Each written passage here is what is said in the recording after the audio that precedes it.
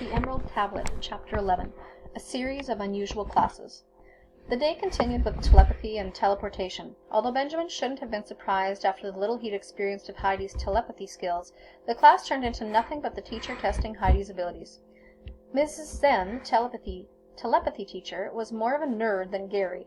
With black-rimmed glasses and baggy clothes, she stumbled into the room, catching her oversized shirt on the doorknob before regaining her composure.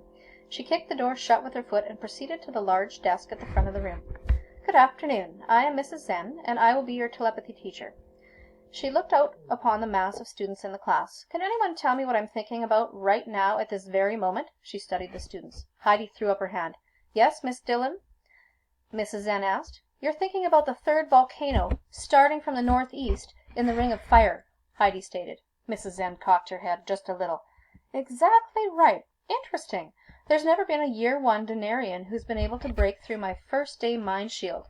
There must have been some weakness I wasn't aware of." She settled herself. "Let's try again, shall we?" She directed a challenging smile toward Heidi. "What am I thinking about right now, at this very moment?" Heidi's hand shot up again. "Yes, Miss Dillon?" Mrs. Zen asked, raising an eyebrow. "You're thinking about a row of 5 volcanic statues on Easter Island," Heidi said. Mrs. Zen's mouth dropped open. I'm completely astounded." "That is amazing, truly amazing. I would like to try one more time. Now please get up and go to the back of the classroom." Heidi stood up and walked all the way to the back part of the room. "Please turn around and face the back wall." Heidi turned around toward the wall. Mrs. Zen also turned around such that her back now faced the class. "What am I thinking about right now at this very moment?" she asked. Heidi did not hesitate. "You are thinking about a secret chamber under the paw of the Sphinx." "How in the world is she doing that?" Benjamin said to Andy and Gary, not even trying to whisper. "Could she possibly be cheating somehow?" Gary asked. "Completely impossible to cheat," Mrs. Zen snapped, overhearing the question. "Miss Dillon, you may return to your seat." Heidi did so. Mrs. Zen shook her head. "Well, I believe you have found a strength. Clearly this summer may be more interesting than I previously had thought." "Wait until you guys see Asia Philippa," Andy said, as he, Benjamin, and Gary walked up the 15 flights of stairs to teleportation. "She's totally hot." "That's what you said yesterday, but you're kidding, right?" Benjamin asked. "A hot teacher?" "Just wait," Andy replied. They hurried up the stairs and got to the room just as the chimes sounded. The door swung shut, nearly hitting Benjamin in the back. Just as they sat down, a woman materialized at the front of the room. She had long brown hair worn in tight curls and wore perfectly fitted black pants and a black shirt. Her face took a break from its no-nonsense composure to flash a brief smile at the students. "My name is Anastasia Philippa, but you may call me Asia.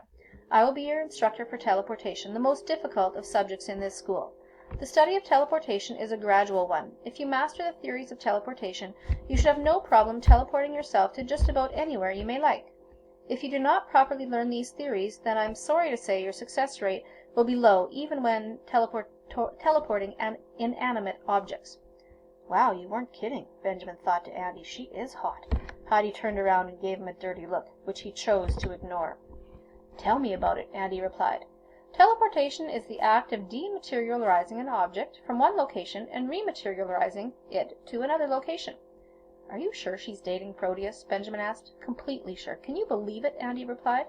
"In the weeks to come we will be focusing on natural teleportation, the teleportation of objects without using machines.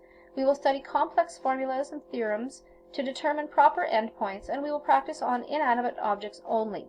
Depending on your skill levels, you may have the opportunity to practice on animate objects in succeeding years." A long brown curl had fallen into her face as she talked. She brushed it behind her ear. "She's all business, though, isn't she?" Gary thought to Benjamin and Andy. She pointed to the desk behind her at a large basket of wooden cubes. "For the remainder of class today, we will practice teleporting these cubes." The cubes began to dematerialize one by one and rematerialize on the desks in front of each student. In accordance with Bailey's theorem on dematerialization, when intelligence aspires to teleport an object, a transient path must be chosen through the cerebral cortex without distressing other compulsory life-sustaining functions.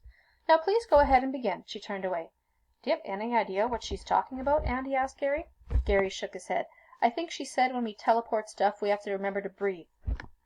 "Great," Andy replied. "That should be enough to get us started." Benjamin, Andy, and Gary sat staring at their cubes, and they sat and they stared. They stared harder.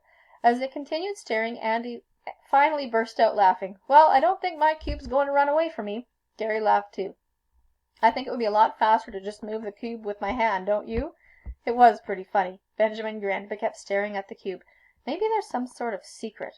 "Well, of course there's a secret," Jack said, appearing out of thin air right on top of the cube. "The secret is that you're going about it all wrong. I mean, what are you trying to do, stare the cube to death?" He laughed. Benjamin, Andy, and Gary looked at one another, and Benjamin felt his face redden. "So how do I do it then?" Benjamin asked. "It's easy," Jack said. "It's just fancy telekinesis. I don't know what Asia was talking about, but here's how I do it. You have to picture in your mind where the cube is starting and where you want the cube to end up. Once you have a firm grasp on these pictures, you simply move the cube from the starting point into your mind. You then shift the cube in your mind a little bit.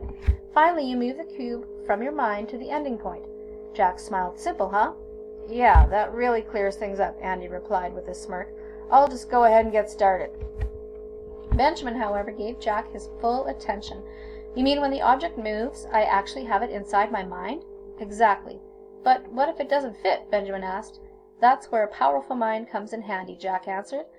"But how about when people teleport themselves?" Gary began. "How can you put yourself into your own mind when your mind isn't really there? It's inside yourself." "That's a paradox. Just don't think about it," Jack answered. He leaned closer and started to whisper. "Now, don't tell Asia over there I said this, but in my opinion, teleportation works better if you just don't give it too much thought. She always tries to make it way more complicated than it really is. Sure, the theory is interesting and all, but all we really want to do is materialize right in front of our friends to try to scare them, right?" He disappeared from on top of the block and rematerialized right in front of Gary's face. "Boo!" Gary jumped. The boys started laughing and Asia looked over. Jack disappeared. "Please continue with your practice," she instructed, and looked back to the students she was helping. Jack reappeared. "So let's see you try it again," he encouraged Benjamin. Benjamin focused on the cube. He tried to create a point inside his mind that was easy enough. But how did he move the object into his mind? Pop! There it was. Before he knew what happened, the cube was in his mind and not on the desk. But he hadn't done anything. Just as quickly it left his mind, reappearing on the desk. "I thought I should help you that time, just so you could see how it feels," Jack said. Benjamin shook his head. "You could have warned me," he said. "But thanks, I guess. That felt pretty cool." "Just wait until you teleport yourself," Jack replied.